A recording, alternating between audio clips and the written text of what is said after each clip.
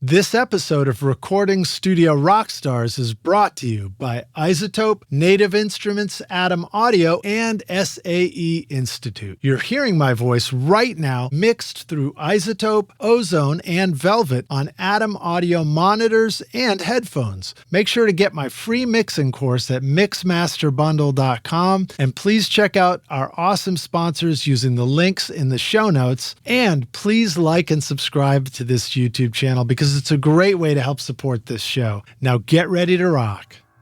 Were you a fan of Chad Blake's? Yeah, I love Chad. I actually met him at NAMM as well, and he's a super nice guy. I guess he wasn't aware of how much he's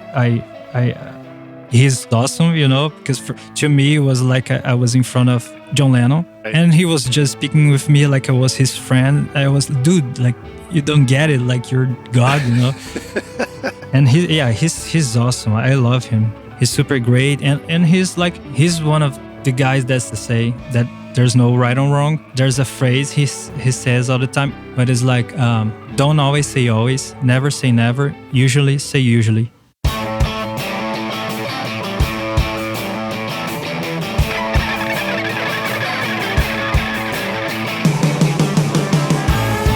Welcome to Recording Studio Rockstars.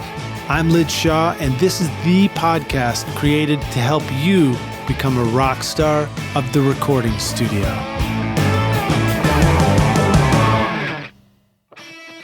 At iZotope, mixing and mastering just got even smarter. Velvet gives you silky vocals with sibilant slurn de-essing, dynamic tone shaping, and de-click, all in one plugin. And Ozone 11 now includes clarity, upward compression, and AI-powered stem focus to help you master like a pro. Use code ROCK10 for 10% off Ozone or any of iZotope's incredible plugins at iZotope.com.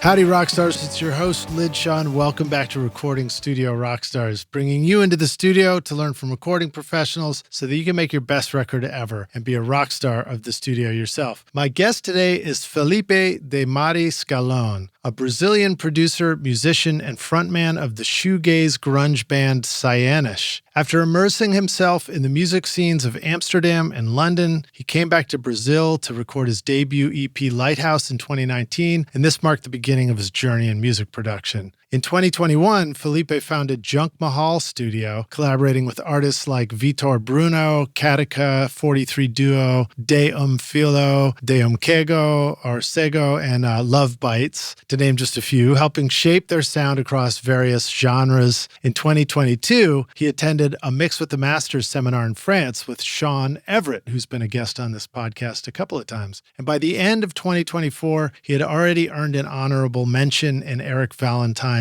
mix contest. Congrats on that. Shortly after, he moved to Los Angeles for an internship with Chris Sorem at Nest Recorders. And I actually met Felipe at NAMM again during our Recording Studio Rockstars meetup and was impressed by his story, enthusiasm, and the cool sound of his records. A big shout out to Matt Boudreau for the introduction at the bar. Thank you, Matt, my brother from another podcast. Today we will discuss making records in Brazil, experimenting with sound, combining analog console and tape with digital, binaural microphones, and creating super cool short videos for Instagram to create new and unusual instruments in the studio. So please welcome Felipe De Mari Scalone to Recording Studio Rockstars. Felipe, are you ready to rock, dude?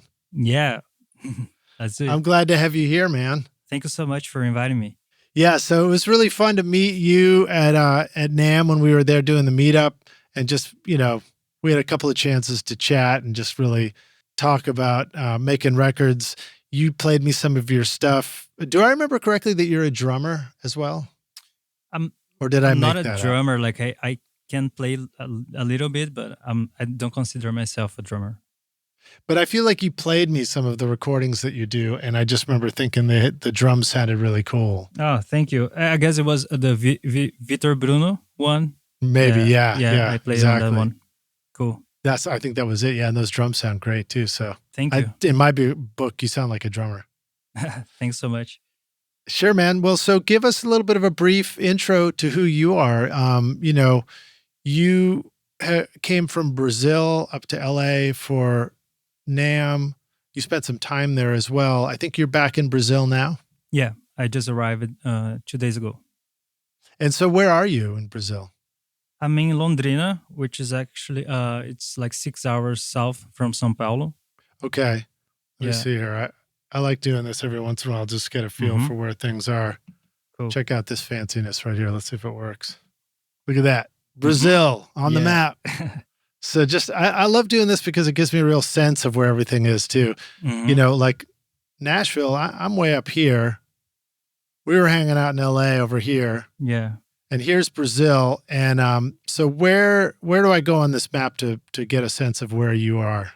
Yeah. So like find São Paulo there.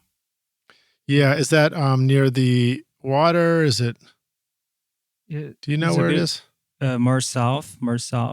South. Oh, I see. It's down near Rio de Janeiro. Wow. So you're like, yeah, but sunny and nice down there, huh? Yeah, but I'm a bit more to the south. Do you see Curitiba there? Curitiba. Yeah, down here. Yeah, it's a bit more. It's a bit up north. Curitiba is the state capital.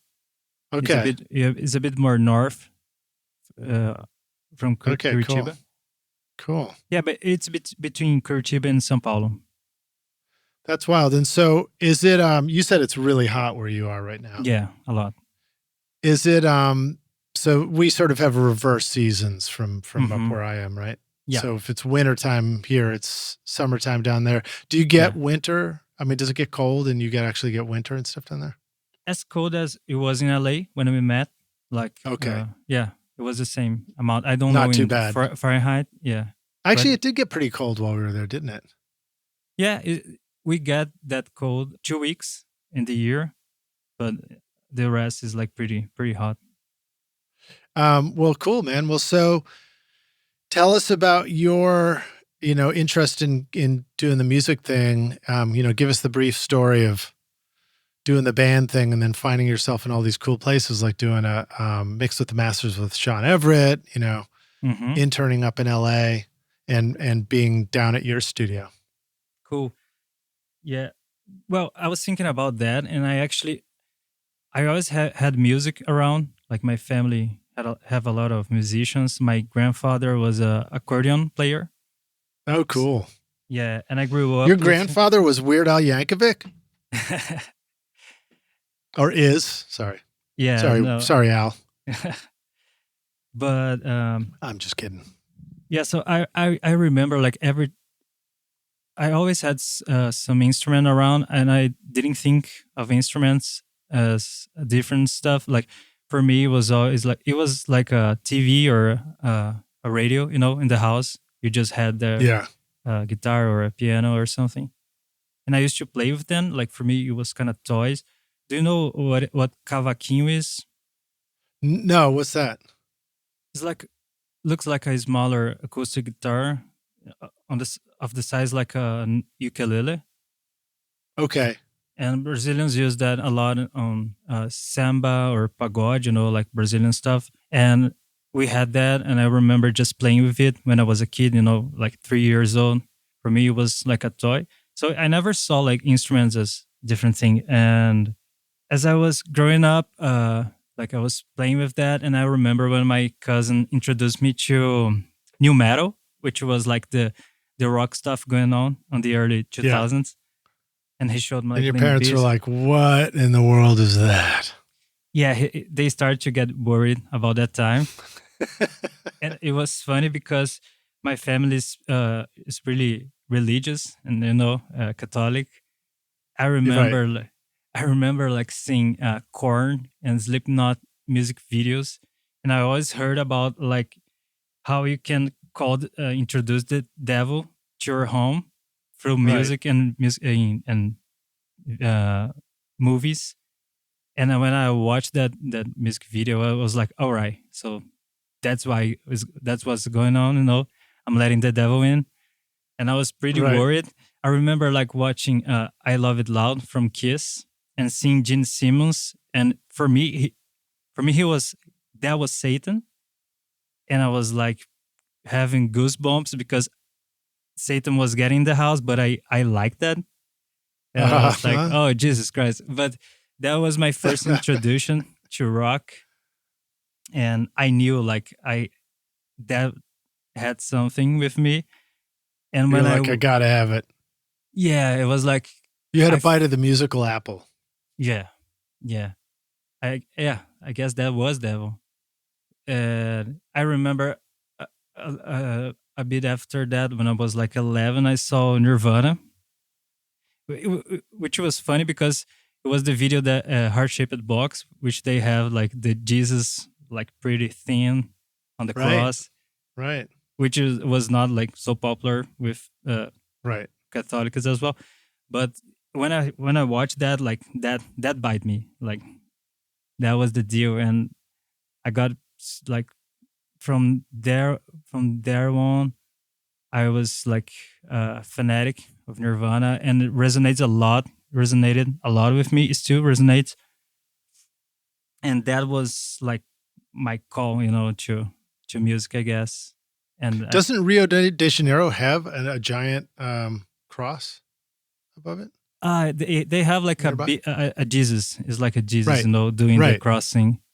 Right. Yeah, So it's a big part of culture down there as well. yeah. What about locally? Do you feel like was and is a lot of rock and roll and a lot of secular music, stuff that's not stuff, I mean, basically just rock and roll?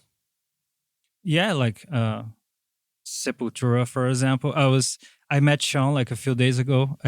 Yeah, I met Shawn. I was I confused him because his name is Shawn and yours is Shaw. Right. So I met him like 4 days ago, and he was talking about how Sepultura was his favorite band when he was like 13, I guess. So Wait, you just met up with Shawn Everett again? yeah. We went to Oh, dinner, cool. like me, him, and Chris Sorem, because they're Oh, they're up when friends. because you were just in LA. Yeah, it was super fun. Yeah, Right. Of course, this will come out a little bit later, but still. Well, that's cool. So tell us about Sepultura. I'm not sure if I know how to pronounce it right. I don't know anything about it. yeah. Sepultura is actually how we call that. Uh, People say like Sepultura. Yeah, I guess they were the first Brazilian band to get huge worldwide, and still today, like it has a lot of influence. You know, People know Brazilian rock music because of Mhm. Sepultura. I guess I'm not like a big fan, but yeah. I sort of know. I feel like I'm familiar with traditional Brazilian stuff, João Gilberto, and Hmm. of course, like 1970s Brazil. And was it who was it? I'll think of it here in a minute. But the trumpet player who would do records from Brazil every year or something, right? Hmm. In the 70s, Brazil or 60s, I guess, and 70s. But anyway, that's kind of the extent of my not real knowledge of music from Brazil, other than having an impression that there's a lot of incredible rhythm Mm-hmm. that comes, sort of South American and Central American sense of rhythm and time is great. Yeah. And Rio, of course, is famous for music and samba and everything, right? Mm-hmm. Yeah. And I'm not the best person to talk about Brazilian music because I don't listen to that Okay. as much as I should. But I guess it has a lot of influence. Like you're saying that you like that a lot. Chris Sorem as well. He loves Brazilian music, and you can see that like in indie artists from today, like Mac DeMarco, for example. He has a lot of influence from Brazilian stuff, like from the old days. So I guess it has a pretty rich music statement we have. Yeah. So Yeah. now you grew up playing some music and you were playing in bands locally, or you just took off and went to Amsterdam and was it London? Is that Yeah. where you said you were? Yeah, I spent just 30 days there, but I was playing here before, like since I was 15, Mm-hmm.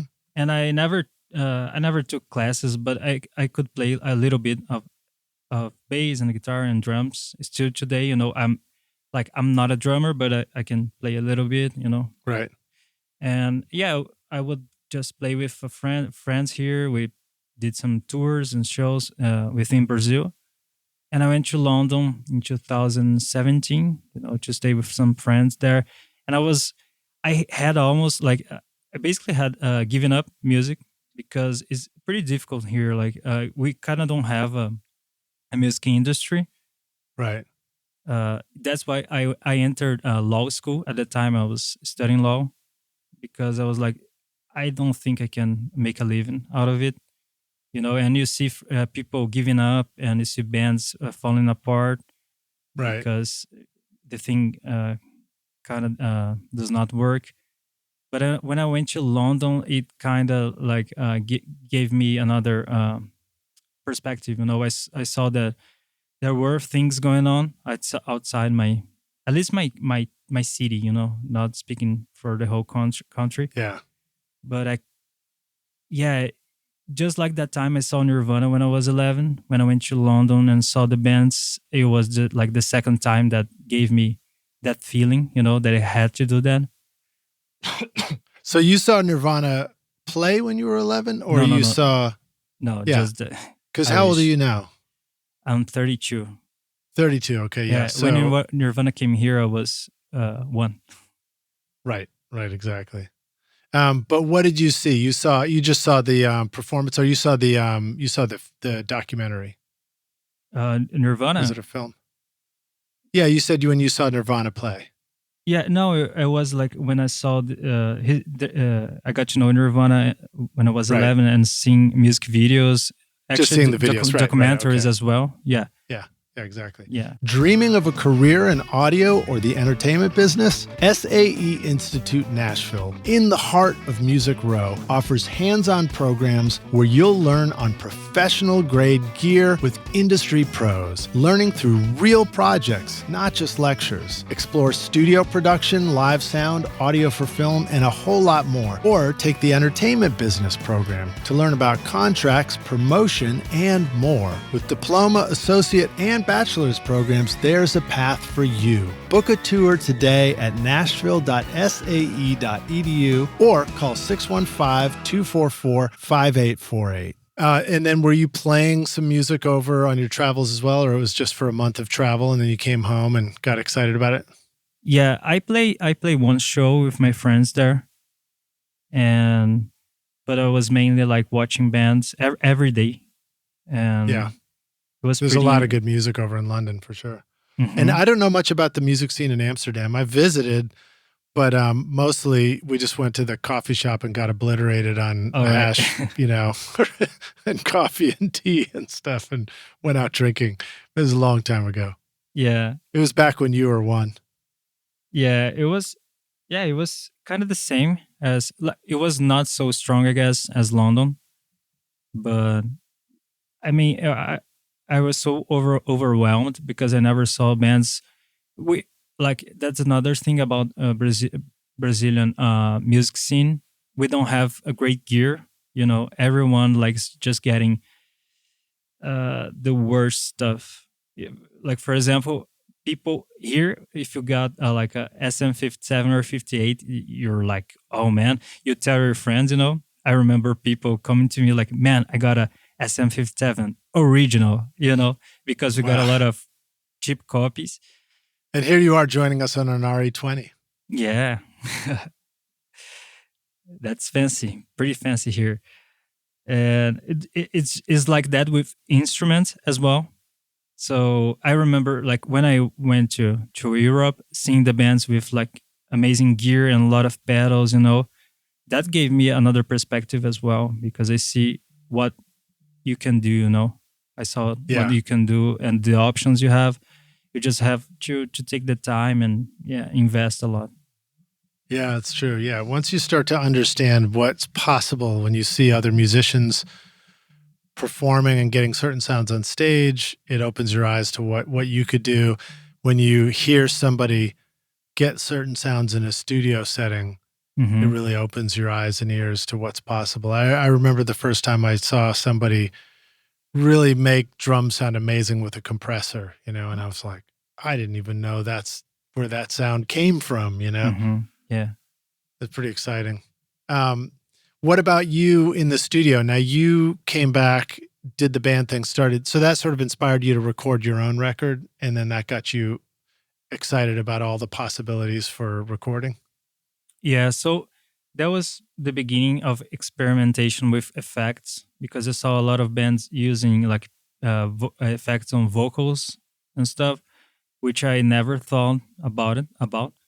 I would just sing, with the microphone they had on the gig. And I just bought the Boss VA20, I guess, the vocal, the vocal effect. Is that an effects box for vocals on stage? Mm-hmm. Yeah, like a vocal pedal. And I just started messing with delays and reverb. And I actually made the band, and it didn't work because it's like, because of that scene that I was talking about, like it's pretty difficult and have to invest a lot of money, and you play and you just get like 2 beers, and it's not like a real thing going on.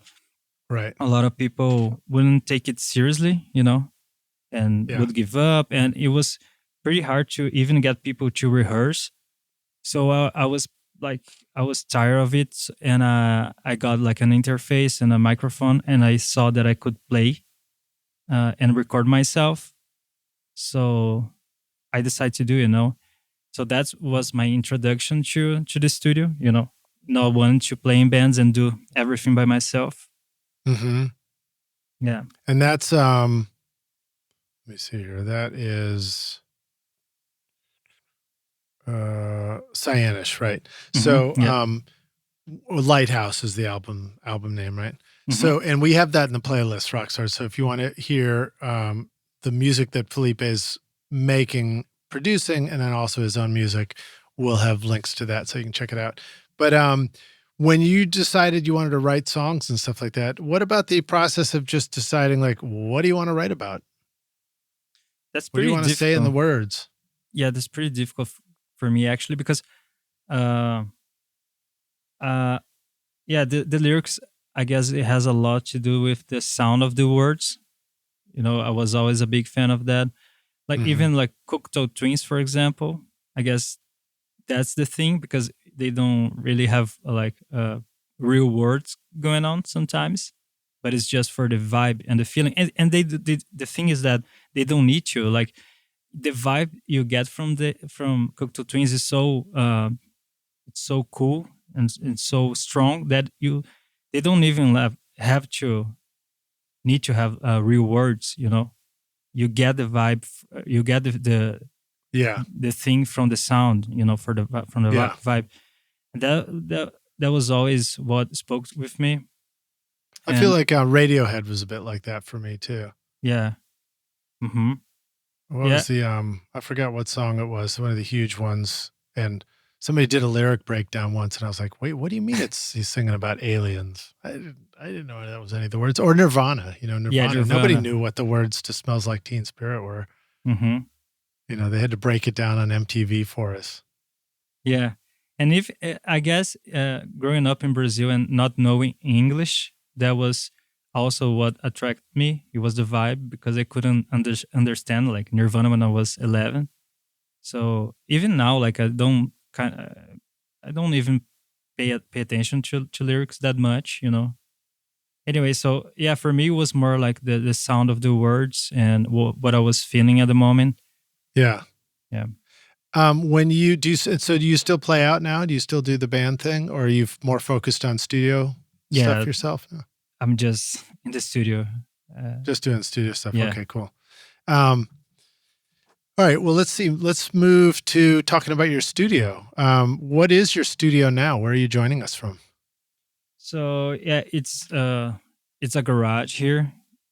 And now I actually don't know what's gonna happen, because I just got from LA and I'm planning to go there soon again.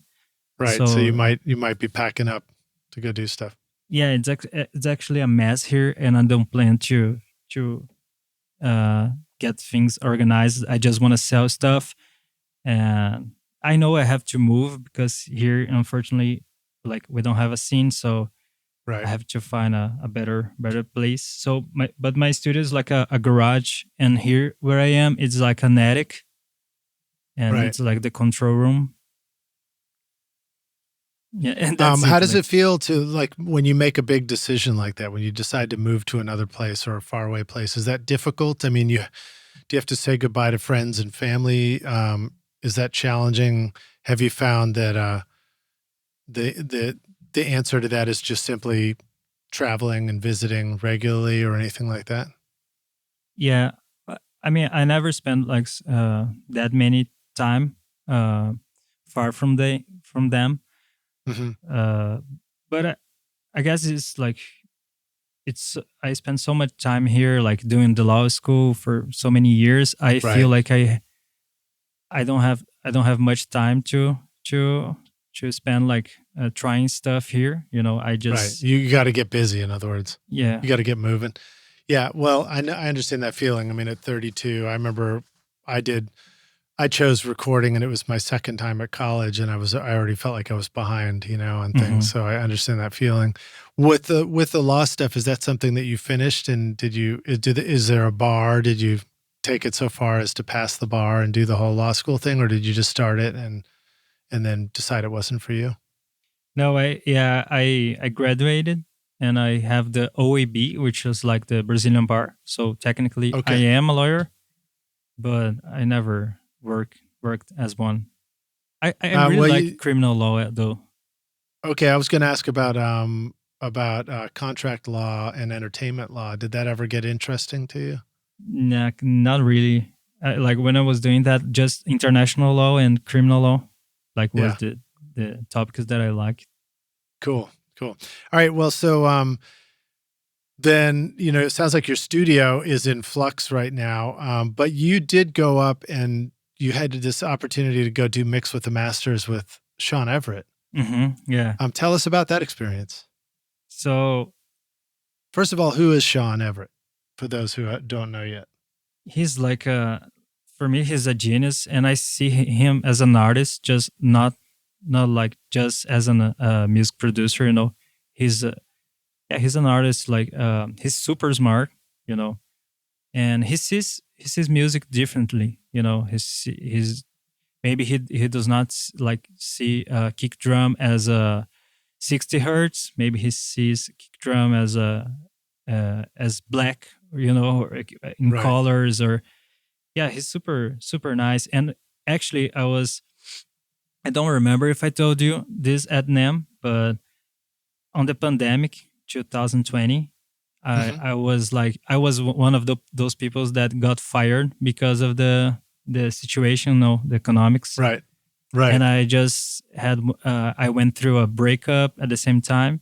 So and I that time I saw that, man, I don't have nothing to lose, and everyone was dying, you know. So I just decided to quit finally the law stuff that I didn't like much, and to start a studio here in the garage. Hmm. But it was like a mess, you know, a lot of old stuff here. So I was just organizing the place and cleaning. And I discovered your podcast at that time. So while I was working on the studio, I was, you know, learning from producers. And I Yeah. remember I was painting the floor when I heard like someone speaking, and was that got me my attention, you know, just when I saw Nirvana when I was a kid, and I was listening to this guy, and I was like, yeah, this is a pretty cool dude. And I just started studying him. It was Shawn, and I Yeah. started studying him. And yeah, from that day on, I became a super fan. Started mix with the masters to see like his videos, what he do, and then this opportunity to go to France. I saw the announcement, and I was like, I'm never gonna pass, you know, because it was just only for 15 people, I guess. Yeah. And I I just subscribed, but I was like, I'm never gonna be called, you know. And they called me, you know, and yeah, it was amazing. It was like the best time ever to be there and you know, talk with him, have lunch with everyone actually, because all the people that go there, not only like the producer. We got all the attendees are Right. amazing. Lots of interesting people from all over. Yeah. From synths to strings to studio guitars, Complete 15 has it all. Native Instruments' flagship bundle gives you everything you need to create pro music in any genre, with cutting-edge instruments like Contact 8, Massive X, battery, guitar rig, and session guitarist for lifelike electric and acoustic guitar parts. Use our code ROCK10 for 10% off at nativeinstruments.com or get started with Complete Start totally free. I don't know if you're allowed to talk much about the experience, but is there anything that you remember that was just really exciting for you in that experience? Or sort of anything that really was mind-blowing and just opened your eyes, or some cool new idea that you came up with?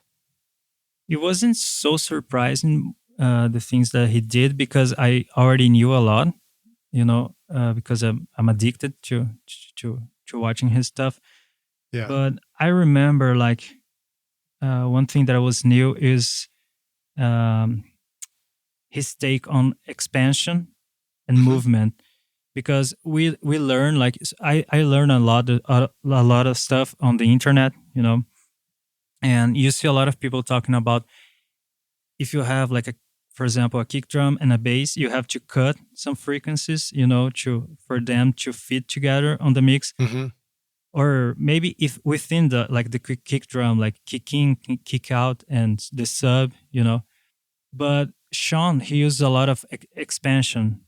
I guess you can see that a lot on the Victim, which is the War on Drugs song. Mixed with the Masters has a video of it. And maybe I learned that maybe it's not cutting frequencies. It's maybe respecting the timing and maybe the movement, because for the kick drum, instead of carving out 60 on the bass, for example, you can make the knocker part of the kick hit first and then the sub, So it's you can fit a lot more than people say, if you respect the movement of elements. Interesting. Yeah. So in other words, there can be a timing difference between frequencies in a sound even. Yeah, you can hear the beater on the kick and then hear the sub happen almost afterwards. Yeah, maybe the punch first and then the body and the sub. Something. So how would that. you do if you were going to do something like that? If you were going to take that idea and try and incorporate it into a production, what would be something you would try? Well, for example, what is on my mind, it's remember the seminar, Shawn uses a lot of C4 and C6 from Waves, and everything that I'm saying, people can see on his videos. So maybe use the mid range of the kick drum to using the C6 as an expansion, and you can use that for the mid range, for example, to hit first, but use the low part of the C6, from 0 to 60 hertz. 60 hertz, you use that as compression. So it's more under control. Yeah, and it hits later. That's interesting. Yeah, you mess with the release of the band, that band, the lowest one. So you got the mid range first, maybe, and then the sub part. Something That's like cool. that. That sounds like something fun to explore. And so the C4 is the multi-band compressor, Rockstars, which I think also has the expansion built in. And I guess C6 is the same thing. It's just 6 bands instead of 4. Yeah. Yeah. And then I know there's another one from Waves called the F6, which is, I think that's what it was called. That was dynamic EQ, which is also fun to experiment with as far as expansion and compression. And then, there's so many out there. Isotope, obviously, Ozone gives you all those features, which is very powerful too. One of the questions I ask guests on the show sometimes is to just share an important failure, something that might have been a nightmare in the studio moment for you that turned out to be a great learning lesson. Did you, as you were trying to figure out how to record your own records and then trying to travel and go learn with these guys, Do you have anything that comes to mind that was something that really didn't go very well or didn't go as you expected, but turned out to be a good learning experience?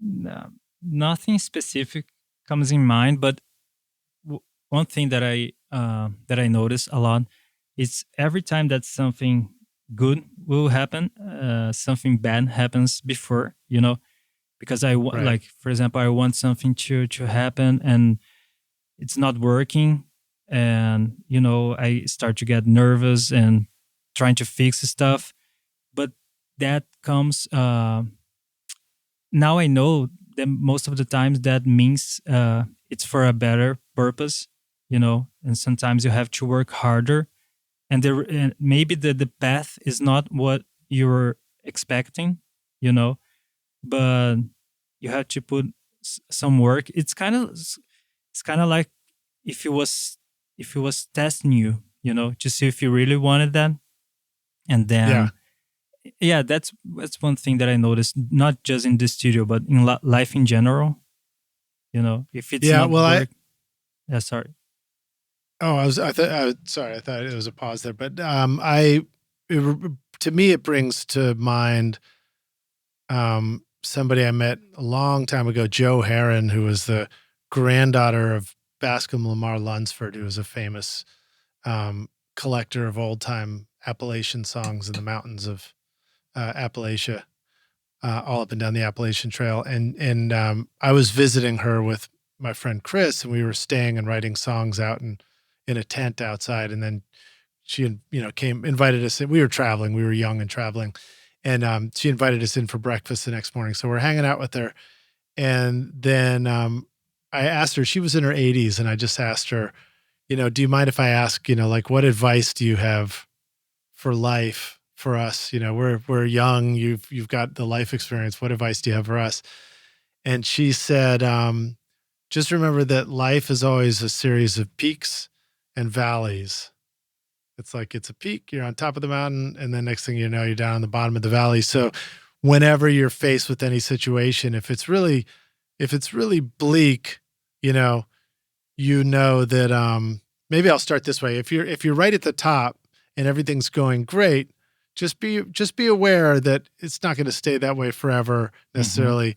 And you may be next up on the journey might be, coming down and being at the bottom of the valley when things aren't working out quite the way you want them to. Yeah. But then when you're at the bottom of the valley, of course, don't despair, because, the next thing ahead is a peak. You're probably gonna have to work your way up that hill, but when you get to the top, it's going to be glorious. Yeah. That was her advice. So I always remembered that. And I thought, like, that's pretty useful, I mean, Yeah. maybe sometimes it'd be good to just stay at the peak for a long time, but Mm-hmm. Things that are wonderful in life, things that are great in the studio versus terrible in the studio, they're also, it's also relative. It's like, it's about contrast, Mm-hmm. even what you're saying about like Shawn Everett and thinking of music as colors, it's like contrasts and relative differences in colors that I think make visual art interesting and make sonic art interesting, and experiences in the studio too. Yeah, I guess that's why it's nice not to follow the rules, because Yeah. something that is seen as a mistake may be a original, stuff. Like, for example, something that's is not working in the studio as you wanted to, or as someone would consider the right thing, maybe would lead you to something new, So these peaks and valleys can be translated to that as well, I guess. Yeah, absolutely. Now for you, you came back and just jumped right in to teach yourself how to make music, and you used online things like Mix with the Masters to learn lots of stuff, which is great. But you didn't necessarily do a school program for recording. Is that right? Or did No, you, yeah. did you actually do that too? No, I didn't. So, but yet you figured a lot of things out. And, I was going to ask you a little bit more about your studio, even though I know you're about to, you don't really, you're saying you don't have one because you're you're moving. Mm-hmm. But I do know that you're in the videos that you've made for Instagram and stuff like that. You've showed some really interesting things like, a Tascam mixer, I think was one of them. Do you have some tape machines or anything like that? I just have like a cassette deck and a VHS. Yeah, Yeah. VCR, Yeah. which I use like to screw with things. Yeah. And those are both really cool. And I mean, I think sometimes we forget that those are tape machines. Like you can absolutely use those to get a cool tape sound. And then binaural mics, that was another interest of yours, right? Were you a fan of Chad Blake's? Yeah, like I love Chad. I actually met him at NAMM as well. And he's a super nice guy. I guess he wasn't aware of how much he's awesome, because to me it was like I was in front of John Lennon. Right. And he was just speaking with me like I was his friend. I was, dude, like, you don't get it, like you're God, And he's awesome. I love him. He's super great, and he's like, he's one of the guys that says like that there's no right or wrong. There's a phrase he says all the time. Maybe someone already told that here, but it's like, never say never. Don't always say always. Never say never. Usually say usually. And that's what I see, like learning from people on the internet and all. You see a lot of people teaching that something is right, or don't do this, or do this all the time, and tips and tricks, And actually, you realize someone is great when they admit that they don't know. And there is no right or wrong, So Chad is like that. And I guess that's why he's so creative. Shawn as well, because they don't have these limits like, I'm not going to go through this barrier because I shouldn't. They just fuck it, They just go for it. iZotope is truly amazing for mixing and mastering your music. Check out the new iZotope Velvet plugin featuring intelligent sibilance learn de-essing that automatically detects harsh frequencies, dynamic tone shaping with lift and tame controls, and transparent declick to clean up mouth noises, pops, and clicks, all in one easy plugin for polished professional vocals. And now Ozone 11 takes your mastering game even further with the new Clarity module for adaptive spectral enhancement, upward compression in the maximizer for increased punch without losing dynamics, and stem focus to process individual elements like vocals or drums with surgical precision. Use the code ROCK10 to get 10% off Velvet, Ozone, or any fantastic plugin at iZotope.com. We're back now for the jam session. AKA the second half of the show. My guest today is Felipe De Mari Scalone, joining us from Brazil, which is super cool. Are you ready to jam, dude? Yeah, let's do it. All right. So you one last question before we jump into some of these specifics, but you went up to LA to go do an internship. So tell us about that experience too. Where did you go? What kind of stuff who were you working with? What kind of stuff were you doing there? And what did you learn? Yeah, so I went there to assist Chris Sorem. His studio is in Boyle Heights. It's called Nest Recorders. And Chris, he won Grammy for Los Lobos and Gabi Moreno. Right on. And he's a sound engineer for Rufus Wainwright. Yeah, is that how you say it? Yeah, Rufus Wainwright. Yep. Yeah.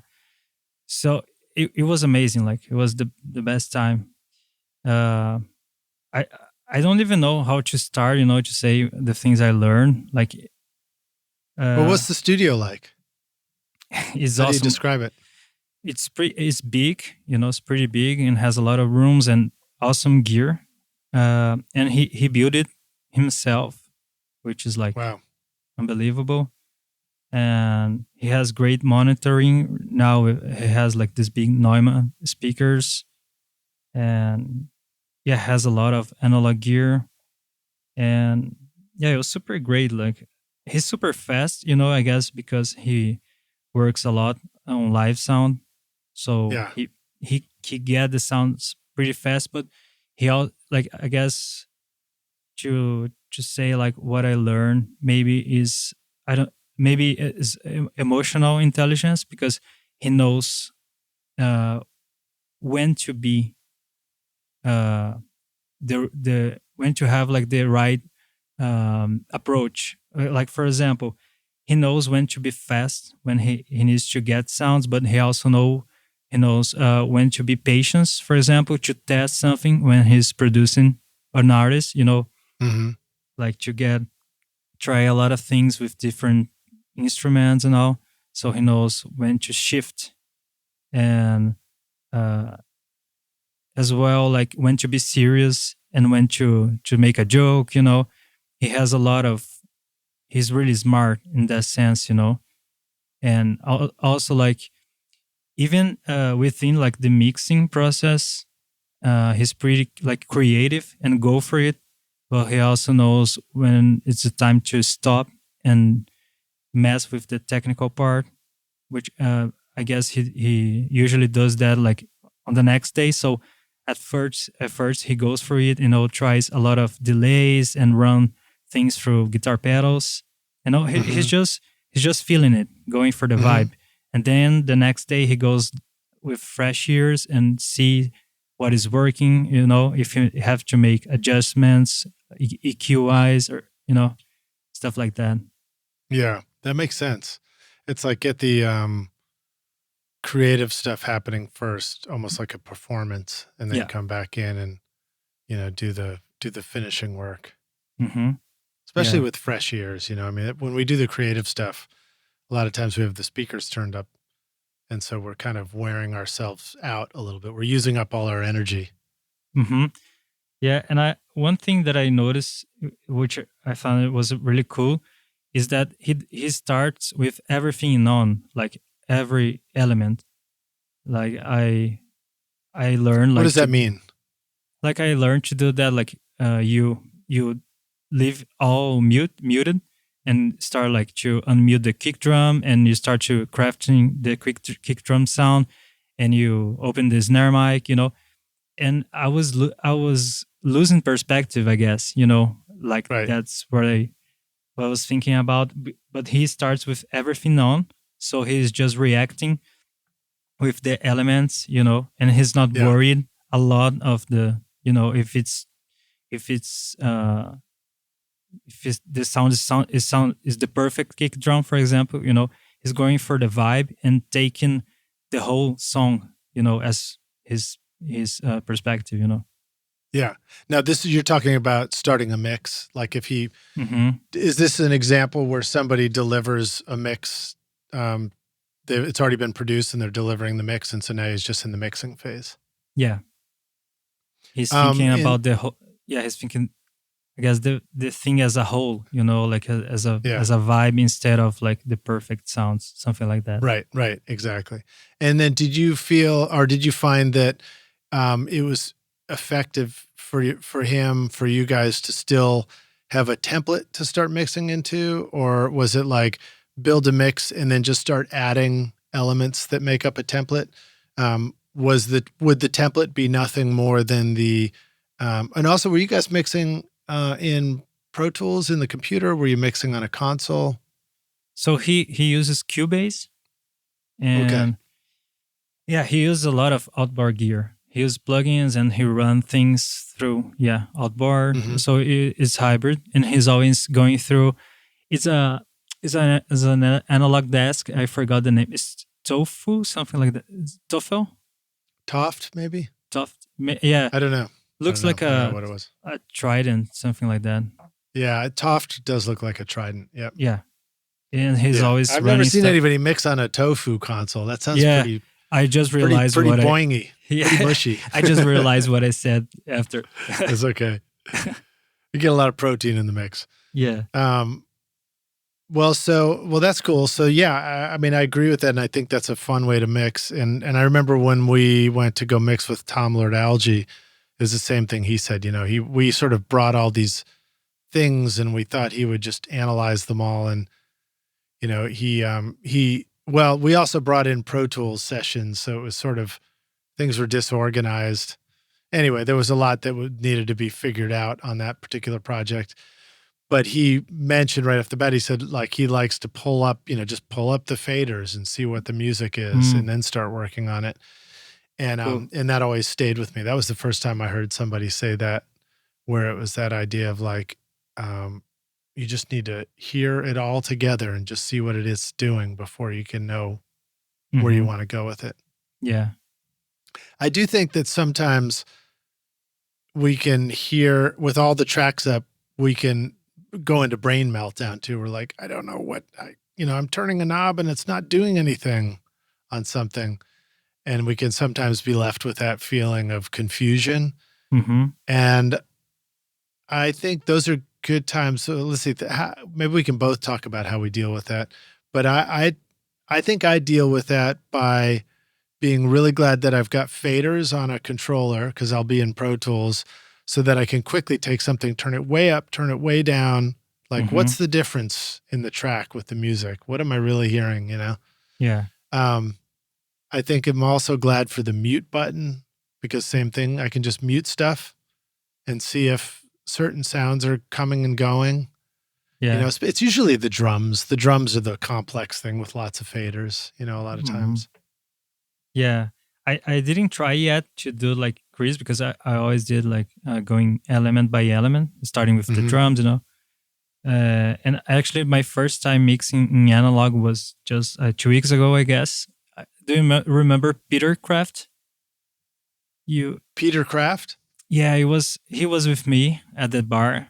Oh, yes. Yeah, Peter was great. I remember meeting him. Yeah. Super nice guy. Super cool guy, super talented producer. He has a studio up in Napa Valley. And I went there for the weekend, like 2 weeks ago. And he actually has the same console that Shawn has, the API 1608. Oh, cool. Yeah, and he has the Unfair Child, Eric Valentine's. And it was my first time mixing on a console.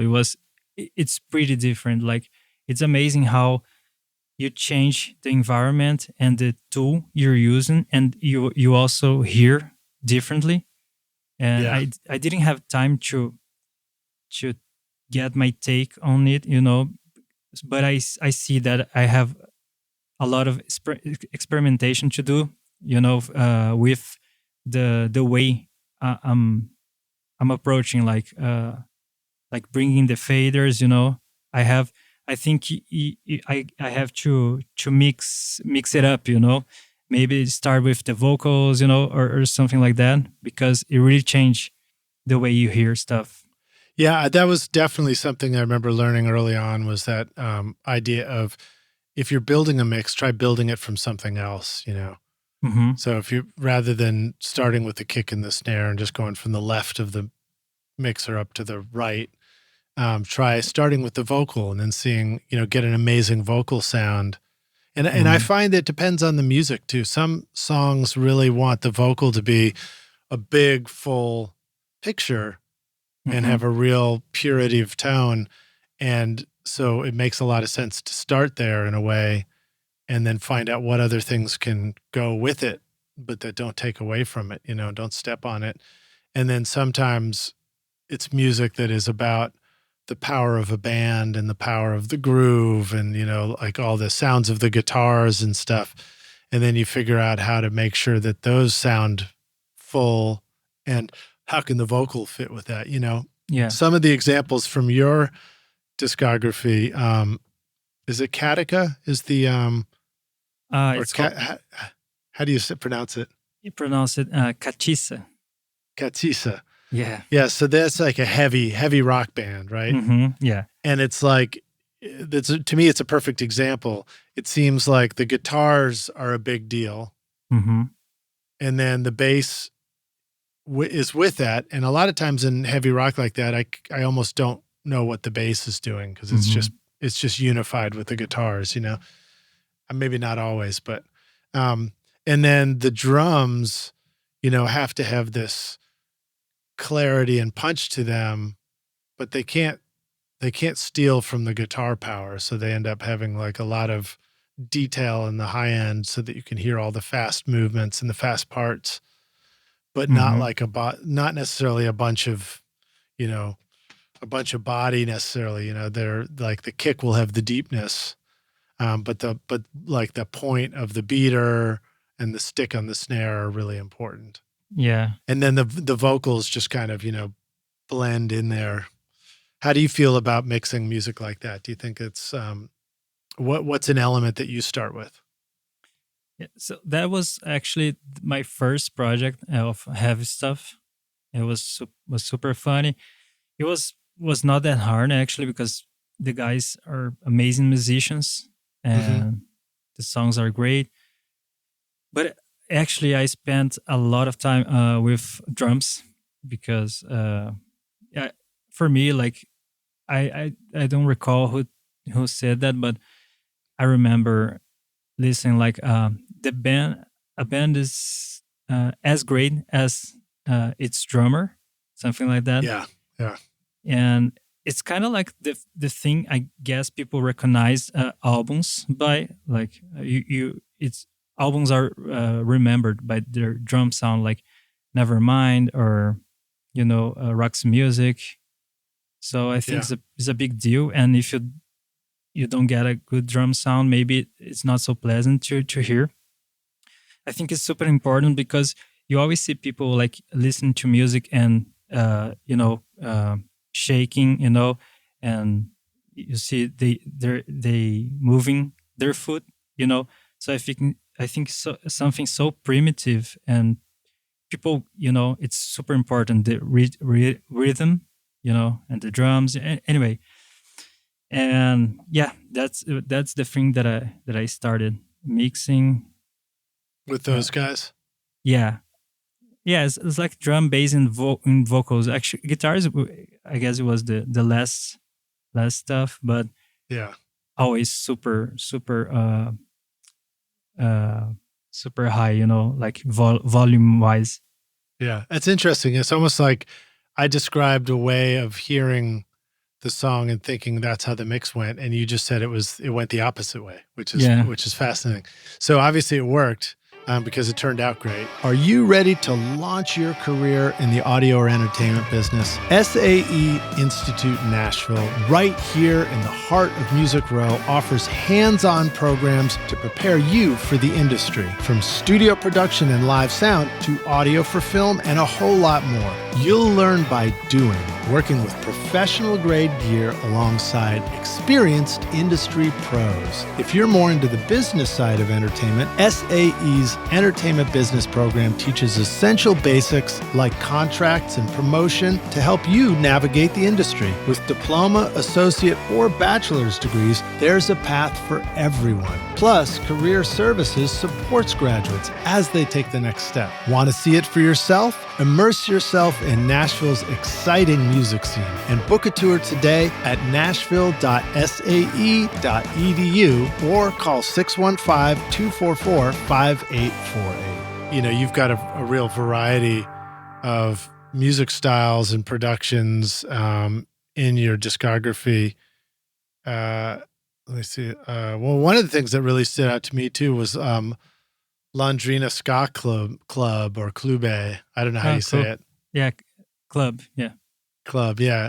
Very cool ska band, Oh, cool. And that's a lot of fun because that has a whole signature to the sound, Talk about that project a little bit. Yeah. So that was, I guess had the higher number of integrants in the band. Like, it was like 7 or 8 guys, I guess. And it was kind of because you got all the horns and everything too. Yeah. It was difficult to get everyone to record. There's a lot of people, but it's super nice. Like the vibe is what you hear on the record. They're all super fun guys, and it was. Is that a record process. where they came in all at the same time to record, or did you do overdubs at different times? No, it was different times. Yeah. I have the space I have is super small, so I couldn't fit everyone. Right. So yeah, it was separate. So how do you start a record like that then? Oh, we just did the how do you call it? Like the tracks, so like guitar and vocals, so the drummer can hear that. How do you call Basic that? tracks. Yeah. So we did that, and then just started by recording drums, guitars, and bass and horns. Horns was the last. Do you do guitars after the drums? Yeah, after. Bass after that? I don't remember. Maybe. Yeah, I think it helps. It's a funny question always. It's like, should we do the bass and then do the guitars, or do the guitars and the bass? One of the reasons why it can help to do the guitars first is because when you're recording the bass, sometimes you don't know what kind of attitude to have in the bass until the guitars have some attitude. But that could also be true for drums. Sometimes the drums don't always know what's the right drum attitude unless there's guitars. So there's something to be said for doing sessions where you can record everybody together. I find sometimes a session that's recording everybody together so that it's like, now you have this outline. Now you can go in and replace parts and it'll sound tighter with maybe less mistakes, or maybe it'll just sound more confident in a good way. And then sometimes, what I end up with when we overdub it and it's more confident isn't as good as what happened when it was live, together as a band. Yeah. I guess that's why pre-production is super important. Like you were saying, like to know every element space on the record. So if you prepare before, you already know when you're recording. Right. All right. So let me jump to some more cool things to talk about. You have sent a few things to share with us that are worth showing off. So this is your website, right, for your studio now. Pretty straightforward and simple, but you've got a cool logo that's the studio logo right there, Junkmahal. Yeah. And how'd you come up with the name Junkmahal? Well, junk, because I have a lot of like crappy gear, like this VCR and this old test cam, which is falling apart actually. Yeah. And I like this kind of stuff, and I'd like to do experimentation and everything. So I guess it's a bunch of junk, and I thought it would be funny. Like I was thinking about like junk something, and I was looking at Taj Mahal, and that means Mahal means palace, Yeah. So I thought it would be funny. That's groovy. I like it. The Junk Palace. Yeah, that's how we usually feel about our studios, right? Yeah, palace of our own. So then, let's see. You got this great picture of you with Shawn Everett hanging out at. This is probably mixed with the Masters. Mm-hmm. Yeah, that's you right there, right? You actually look like my old intern. Oh, cool. An assistant in the studio. It's funny. I guess it's funny. I like this picture because I just realized a few moments after I went there that we are listening in the same position. Like our hands are kind of the same. Thoughtful, thought-provoking listens. Here's a picture, I believe, of your console. Right, that's your Tascam. Yeah. All right, and then you've made some really great little. Let me see if I can pull some of these up. I might have to zoom in. Oh, I think I have to readjust the screen share. So hold on a sec. So I want to see if I can share audio with these Instagram clips that you did. Oh. So here's the first one. These are great.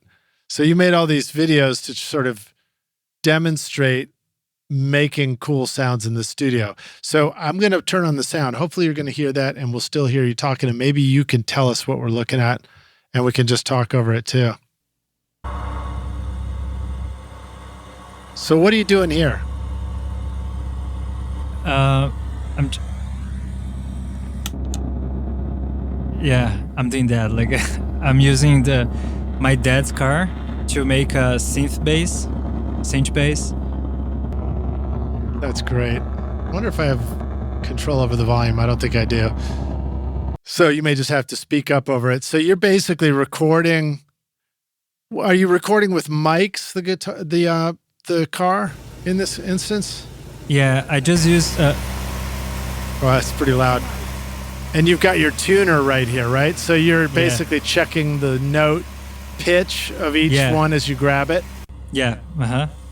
I'm using my dad was in the car, so I was asking him to use the accelerator to tune, to get to C. So which is like the standard to make samples like. And I just ran it through my Tascam, and after that the Big Muff, and I just made like a synth sound. That's cool. Did you record it first and then bring it back into the studio, the recordings, to treat them with the pedals and all that kind of stuff? Or did you actually do all the distortion at the same time as the car was running? Yeah, it was at the same time. Man, bold move. All right, so let's go to another one of these. Let's see if I can just jump to a new one easily. Let's try this one. No, this looks like more of the samples of stuff. Let me actually flip over here and I'll find the next one that's cool. All right. Cool. So here's another one that you did. Oh, no, that's the same one. Sorry. It's a little bit, Riverside makes it a little bit tricky to know what you're doing as far as which screen you're sharing. I'll try this one. We'll see what we get. All right, cool. So this here, let me turn off I'll turn the sound on so we can watch it once, and then I'll mute the sound and we can talk over it. Mm-hmm. This one's a little easier to talk over, actually.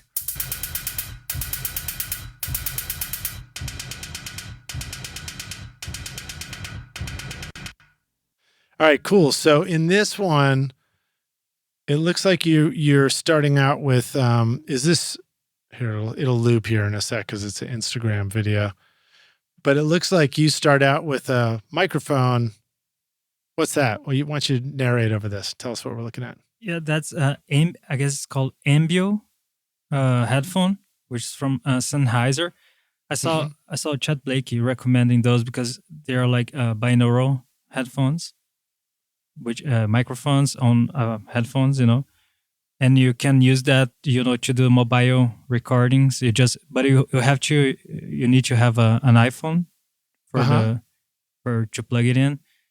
And I just took that I take that everywhere. Actually, I just took that to LA, and that was me and my girlfriend. I asked her to record us, getting the fire started on the stove. And I just recorded the noise, I was right. So that's the electric spark for the pilot flame or whatever. Mm-hmm. Yeah, I just heard her starting that to make a dinner, and I thought that was cool, and I can put that on a song. And this song actually is maybe will be out when you release this, but it's called Guabiruba. It's the song for this band I'm producing right now, 43 Duo. Oh, cool. Yeah, it's like the latest stuff that I did. All right, well, hopefully we won't get a copyright flag if some of the music showed up or something, but we'll find out. Then here's another one you did. Let's see what this one's all about. Looks like a stethoscope. Yeah. And then what are you doing? You're putting the other end of the stethoscope right on the mic? Yeah. Wow. And it picks it right up. And so what's that right there? So I'm reamping my friend's heart to the kick drum. So I'm reamping it using a bass amp and put that in front of the kick drum so the speaker would play, the kick drum. And I recorded that. And then then that's Melodyne right there? Yeah. Because my friend, he probably has some heart problem because he was hitting strangely. I didn't want that. We just discovered it that day, and I just put on Melodyne to control the beats. Wait, so we can fix our heart problems with Melodyne? That's great news. I didn't know. Melodyne puts more heart in your music. Yeah. All right, groovy. That's cool, man. I like all these experiments. Thanks. And obviously, your interest in working with Shawn, learning from Shawn, Chad, Those are all relevant. Okay, this one's really great. All right, so let's see if we can watch this one real quick. So for the audio podcast listeners, we're looking at a video now where he's showing pictures of mannequins, and now, oh boy. He just ran a drill bit through the ear canal of a mannequin. It looked, that hurt just watching that. And then what are these little rubber ear things? These are nylon ears for acupuncture that I bought that from the internet. They're for what? Acupuncture. Is that how we call it? A carpenter? No, carpenter is... No, acupuncture. Acupuncture. Yeah. Oh, fascinating. Acupuncture. Yeah. So people are supposed to practice sticking needles into those earlobes. Yeah. Mm-hmm. And you put them on the mannequin so that it gave it a real ear, kind of like you're showing now a picture of the Neumann binaural microphone head. Mm-hmm. But if I remember correctly, the price is really steep for one of those. So you were like, can't get one of those. Let me make my own. Yeah, 50,000. You're sawing off the ear of the original ear of the mannequin and drilling a hole in her head. Poor mannequin. I'm thinking of all those bad 80s movies where the mannequins come to life in the store and they turn out to be lovely people. And then you just sort of drilled holes so that you could insert a microphone in one side and have it show up in the ear of the other side. Yeah, and it was nice. I showed that to Chad at NAM. And he loved it. It was nice because he was like, "Oh, my first." I don't remember, but his first like binaural. It was. I don't remember, but he told me it was like something like a sphere, and he just he just put like microphones inside of it. Oh, just to make it work. Yeah, he had a lot of emulations before he actually bought one. And it was nice to know like that even he didn't start with the real one, you know? You don't need to play guitar to sound like a pro. Session guitarist from Native Instruments delivers hundreds of lifelike guitar performances, both electric and acoustic, right inside Contact. Whether you're laying down rockin' electric riffs or warm acoustic beds, you'll get 154 electric guitar patterns and over 250 acoustic guitar grooves for strumming and fingerpicking, all grouped into song-ready presets. Dial in recording quality tone with built-in amps, cabinets, mic modeling, and effects. You can drag and drop MIDI into your tracks effortlessly, then tweak tempo, tuning, and feel to fit your song. And with new session packs on the way, you'll never run out of inspiration. Visit nativeinstruments.com, use the code ROCK10 for 10% off, and bring full guitar performances to your next track. No more blisters on your fingers. The ones you showed us a moment earlier was the earphones. So you can, I think they were the Sennheiser ones, which maybe are discontinued now, but I did see that you could still find like a used one possibly on Amazon or wherever. But I do remember there are other companies that came out with binaural mics where you could just, in fact, we had some guys, A Touch of Sound was a couple of guys who were going around the world doing field recordings. They were on the podcast to talk about that. And I think they were just using these mics where they're headphones that are binaural mics and you just put them on. And they were not expensive, maybe $100 or something on Amazon or less even. And you could record with them that way. But it's pretty fun to experiment with.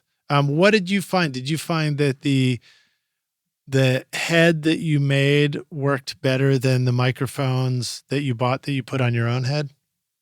No, because the microphones on the head work better? No, the microphones that I bought from Sennheiser are better because they are Omni. And the ones I was using on the head, there are just like condensers and hypercardioid. Right. So the headphones are better. Okay, here let's watch another one of these here. Let's see what this one is.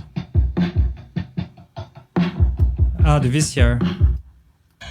Yeah, so this is one where you take a VCR and you turn it into a tape machine, right? Yeah.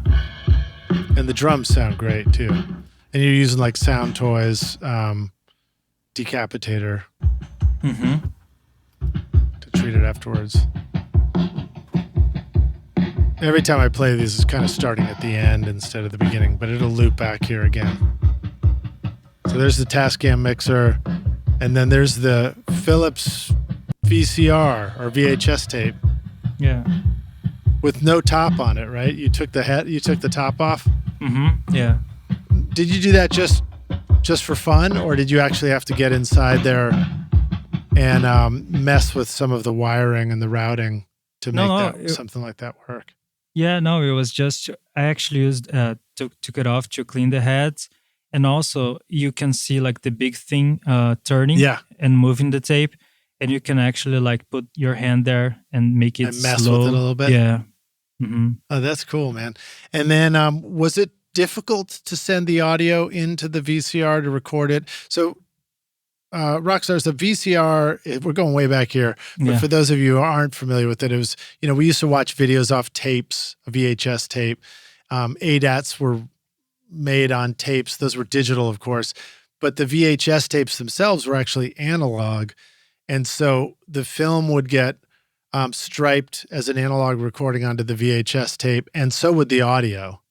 And so you can actually use them to record audio onto them.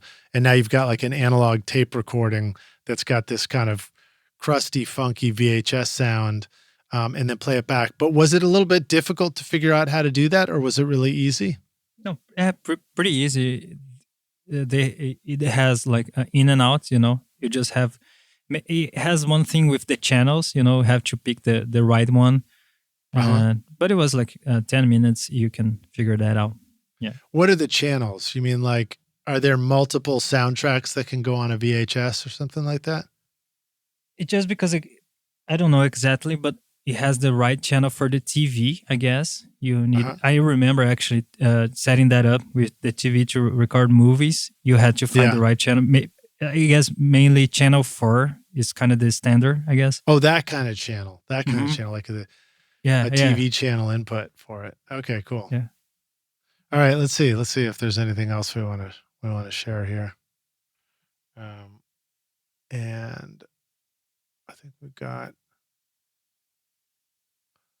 This is, I think, is this just your Instagram page? So a variety of stuff here. Pictures from that trip. This is probably hanging out with Chad at NAMM and stuff like that. Yeah. So this is Peter's place, right? Yeah. Yeah. Looks like a very cool studio. Yeah, it's awesome. And then various videos. And this is sort of like your drum room?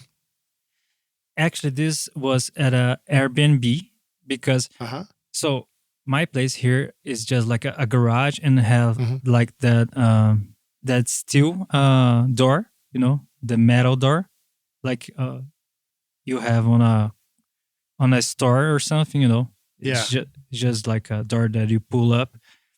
It was just that, and then the street, so it doesn't have any isolation.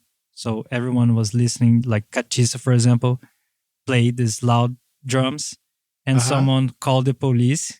And I was recording, and the police just came in like 4:00 on the afternoon, and I couldn't record anymore here, so I just started renting this place, which is like a bit outside town, on the countryside, which is pretty great. So you can make a lot of noise there anytime, and it's made of wood, so the room is nice. It just has like low ceiling.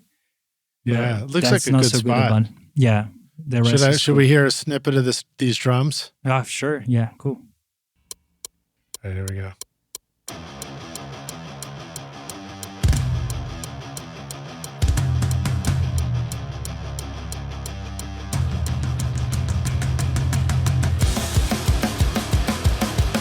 I love it. When you're playing a drum part like that, there's no time for messing around. Yeah. That's great. That's great. Super fun. And then what do we got here? Oh, is this you mess around with your omnipressor and stuff? Just other cool plugins? This is the emulation of the The compacts. compacts. Mm-hmm. Awesome. I had some questions about your discography too that I thought I'd ask you about. Let me see if there's anything else. Well, one of the questions when I was talking about the heavy records like Catiça, how do you record drums and guitars for heavy rock? So, my question was, do you use like Sims for guitar amps ever? Do you use samples? Is that part of a process of getting the drums right in a mix? We just saw that you were getting great drum sounds right there in the space, so maybe not. I did use a bit. Like it didn't need samples, but I wanted to, have more punch and be like a bit more commercial. But using the complex actually, which is the emulation for the complex, it helped a lot for the drum sound. I heard Yeah, that David Bandeth used that for the Paramore record. right. So that helps a lot, like to have a great natural heavy sound for the drums. And guitar, I just used simulations for the recording. So they recorded live. They're all playing at in the same room, but I used all microphones for the drums. So it was like 14 microphones, I guess, on the on the drums, and the guitars and bass were just on DIs. So I just used like simulation at that time, so the guitar player wouldn't hear like the dry signal, Right. and we just recorded that, and that track, which was like the live, he did overdubs after for the. I used the overdubs on the sides, like one take on the left, another take on the right, and the one he recorded on for the basic track live with the drummer. I used that on the middle, which is like sounds like that telephone effect, really like Right. mid rangey. Yeah. I just used that in the middle to get a bit more power, and to go with the bass. It's funny because you kind of don't hear it on the record, but if you take that out, you can hear less articulation for the bass. So that helps a lot the bass to stand out a bit more. Yeah, interesting. So the center guitar is still the simulation amp, but the left and right guitars are real amps recorded as an overdub? Mm, I Or did I I get that wrong? maybe I reamped that one. I don't remember, but I just screw up with it very badly. But I did use the live take. Mm-hmm. Well, that's cool, man. And then what about there's another one of the records, Um Filho. It's got really cool sounds. I don't know if I'm pronouncing that right. Which, Filho. which one is that? Well, let's see. I don't know. Filho.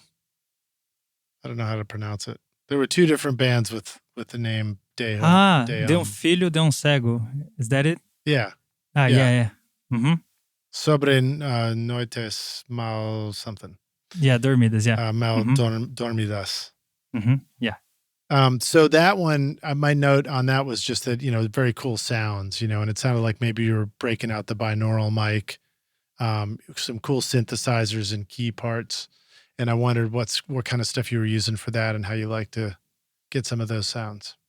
Yeah. So that one, the only sound that I recorded was Passará, which I guess is the first one on the playlist. The others I just mixed it.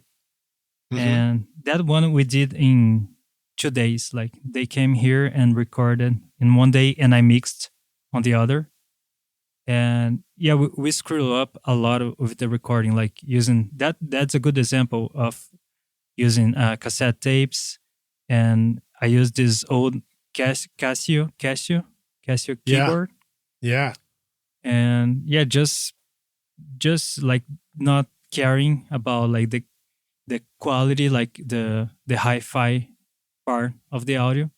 Yeah, go for the cool sounds. Yeah. Mm-hmm. I love using old keyboards, Casios and things like that. I think those times when you discover you can take an old Casio, use the speaker on it, put a mic on it, put that through an effect or something, and you get really cool keyboard sounds. Like, I also love using the digital ones, Native Instruments, Contact, all that. There's tons of exciting sounds in there, but I think it's just a good reminder sometimes that, like, sometimes the simplest thing that you would play in a room to just show your part might be the actual sound you want to use for the recording too. Yeah, I like, even sometimes I do use like the digital stuff. Yeah. But if you reamp that, I think sounds a bit more special, So how do you go about reamping something? What's your process? Generally, I just I have an orange here and a just chorus. I generally just go through that and like reamp. But like, how do you even go from the computer to the amp and then back into the computer again? Well, I just use the output of the interface, and I don't use like a reamp box or anything because. Does it just have a 1/4-inch output? Yeah. And so I don't know if plug a guitar cable. Yeah, I don't know if like it's the best quality possible, but I'm not going for quality here. I'm just trying to screw that up actually. So yeah, I just put that on the amp and maybe a guitar pedal before that, to get saturation or like modulation stuff. And sometimes I just mic the amp, and other times I mic the amp and the room, sometimes just the room. Are you recording your own music or other people's music in your studio, but you're having trouble figuring out how to get your mixes to sound great? Do they sound weak and distant or lack punch and clarity? Well, I've got a gift for you to help you take your mixes from sounding like basement demos to sounding a lot more like professional mixes. And it's my free course called Mix Master Bundle. This course will show you how to get pro-sounding mixes from your home studio with free and stock plugins in Pro Tools. And the best part is, these mixing techniques will work for you in any DAW, whether you're in Logic, Cubase, PreSonus Studio One, Reaper, or anything you can think of. Are you ready to make your best record ever? Then go to mixmasterbundle.com to get started for free now, and you can find the clickable link in the show notes of this episode. Is it tricky if you're in one room like that to figure out what the sound is that you're getting? Do you sometimes have to record it and then play it back before you even know what it really sounds like? Yeah, I have to do a lot of experimentation here because not every spot sounds great. Like at Chris's, for example, Chris Sorem, NASP Recorders, like it's amazing because his room always sound great. Like every part of it, can put the microphone anywhere. Yeah. And if you have a non-treated space and with the shape like of a garage, sometimes you have to experiment a lot to see what's best. Yeah, and without a control room, you don't know what it sounds like until you've recorded it and then you play it back. Yeah.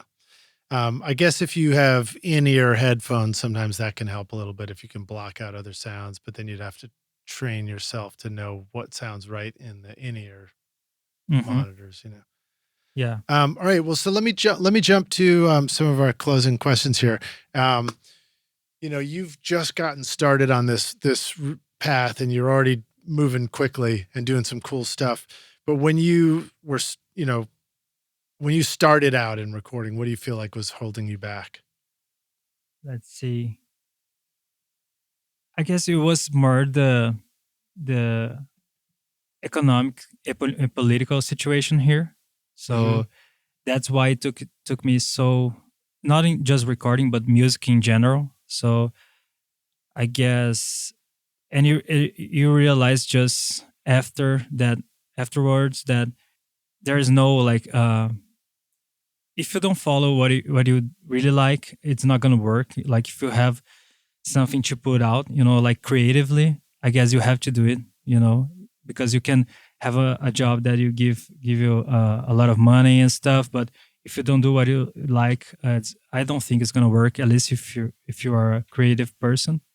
Right. So, you were faced with that. I mean, you had the opportunity to go do law and potentially earn money that way. But if you're not doing the music, then you weren't going to be happy.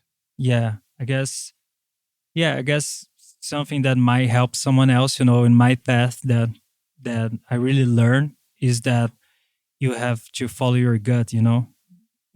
I guess maybe if you're on a situation on a place that doesn't have a strong music community or industry, you have to Mhm. uh, make more sacrifices, and maybe uh, it's going to be harder than for someone that has more opportunities and stuff. But I think it's worth it. At least right now, I'm thinking about that. And you feel like you could still learn a ton just from the internet. Yeah, you have to. There's a learning curve about uh, this teachers. When you get to the experience, you see what which ones you can trust. But Right. yeah, but you just I guess with platforms like your podcast, for example, and Mix with the Masters and Pure Mix, or the Eric Valentine channel, you Yeah. see like you can hear the discography of the person and actually hear if they're talking bullshit or not. You can hear by their work. Yeah. So I guess that's my advice to people that are starting.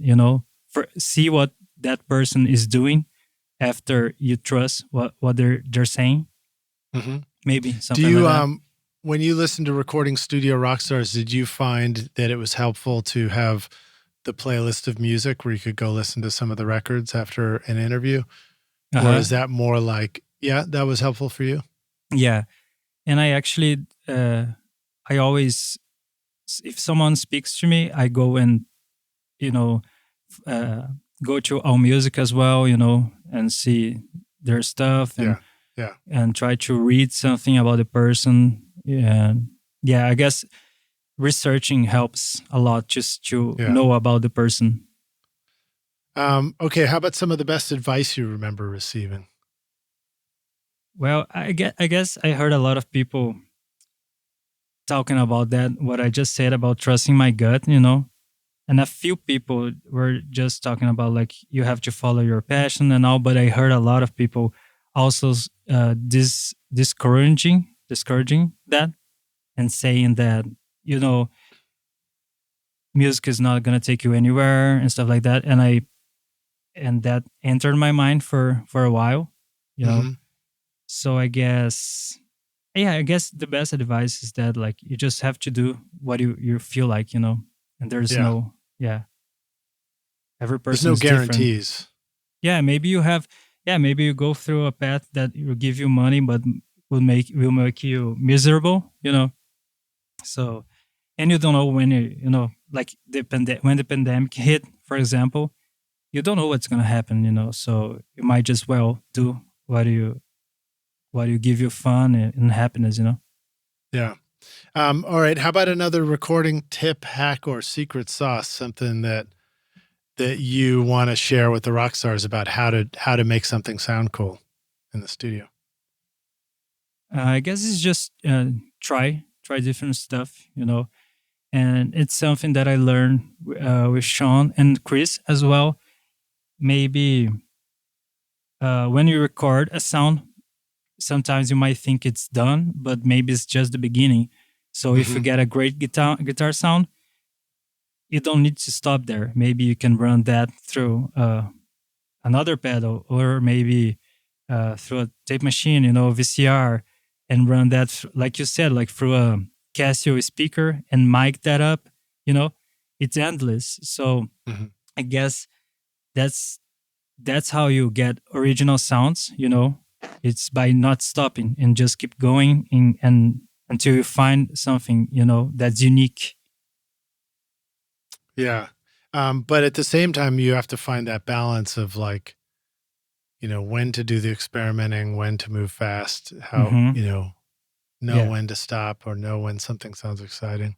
Yeah, if you have time to experiment, I think that's awesome. But you also want to finish stuff, and yeah, have to perspective as well. Like, yeah, for Yeah. sure. How about a favorite hardware tool in the studio? Something physical that you love using. Now, obviously, you like your RE20 because we saw it in the video recording the car, and you're using it now.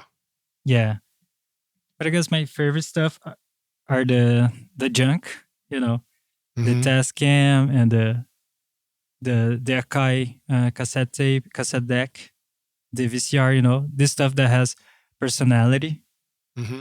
Yeah, that's what I like the most. When I was in Peter's studio, for example, he has the Unfair Child, and it was my first contact, like mixing through that stuff, and seeing that thing reacting to your mixing. It was almost like it was something alive, like when you're playing with someone, and you both like can hear each other and react to each other. When you're mixing through stuff that is not like a digital thing. Yeah, it reacts to you, and we react to it. So this interaction, it's what I have more interest. Yeah, because if you're hearing the sound when you make the sound, then you can respond to it. It can affect how you're playing the instrument, which is cool. How about a favorite software tool? Anything exciting, plugin wise, or any other apps that you've been getting into?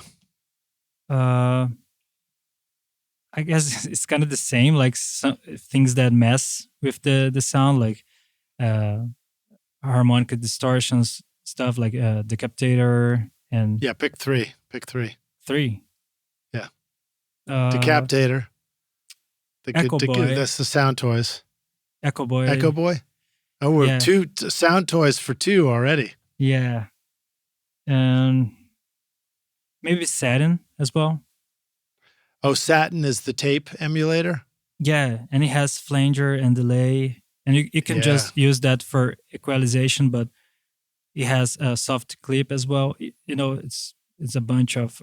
Is that FabFilter or who's Satin? Satin is Yuhi. Oh, Yuhi. Actually, I did know that. I just didn't say it first. I should have said that. Okay, cool. All right. Those are great tips and fun things to try out. Let me take you to this question. So this one is hypothetical, and I like to ask all the guests on the show.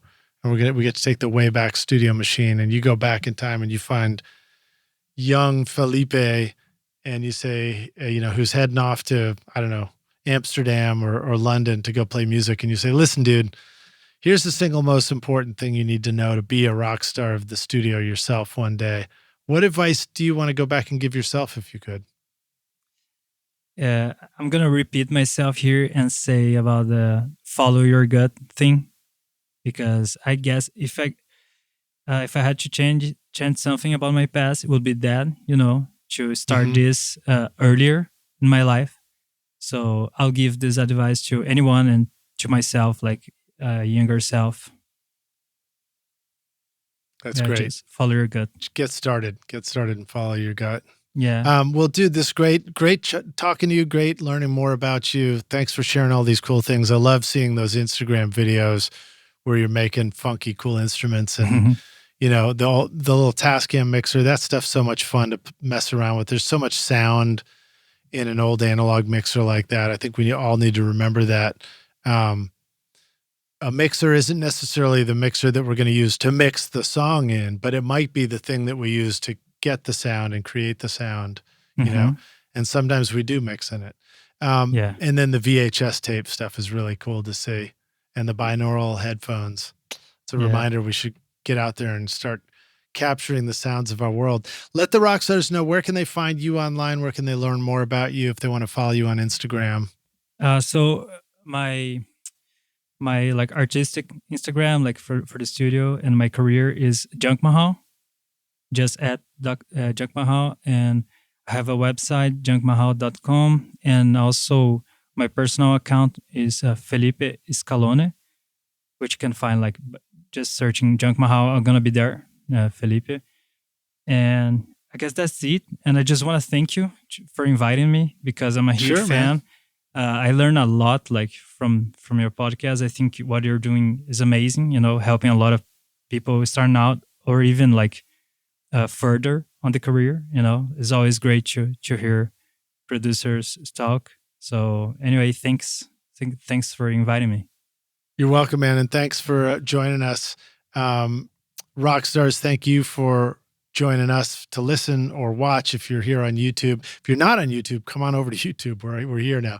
So, when you see those Instagram videos, you actually get to see some of this stuff.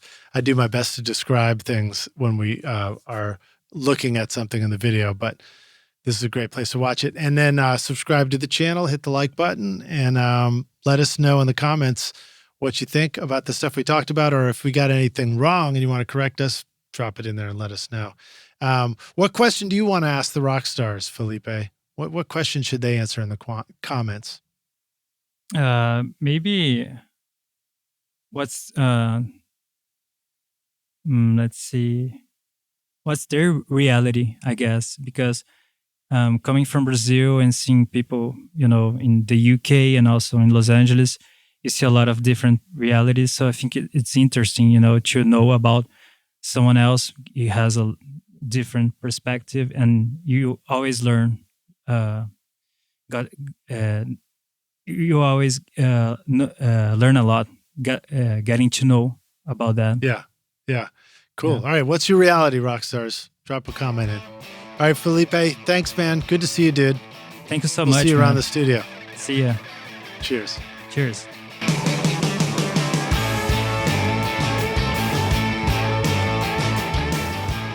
Thanks so much for listening to Recording Studio Rockstars. If you enjoyed the show and want to help make it better, then please share this episode with your friends on social media and leave a rating and review on iTunes to help the podcast reach more rock stars like yourself. You can click directly over to iTunes or go to rsrockstars.com/review for an easy explanation. And remember to hit the subscribe button to keep up with weekly episodes. And if you're ready to make your best record ever now, then head over to Recording Studio Rockstars Academy, where you can start with my free course at mixmasterbundle.com. Thanks so much for listening, and thanks for being a rock star. I'm Lid Shaw, and this is Recording Studio Rockstars. Now, go make great music.